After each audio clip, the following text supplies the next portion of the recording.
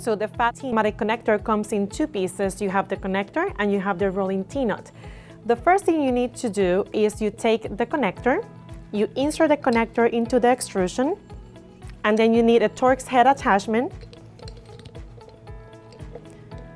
And we put it inside the extrusion.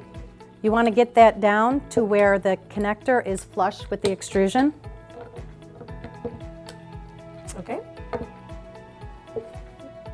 Pop out the screw, install the T-nut.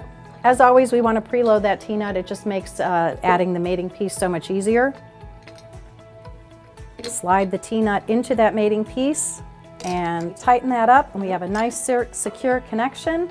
And also it leaves the inside slots available for a panel, and you can move it. It can be in any location along the slot. Go here to find structural frames and components for your applications. For more SureFrame and FATH videos, go here. And don't forget to subscribe so you don't miss any of our great videos.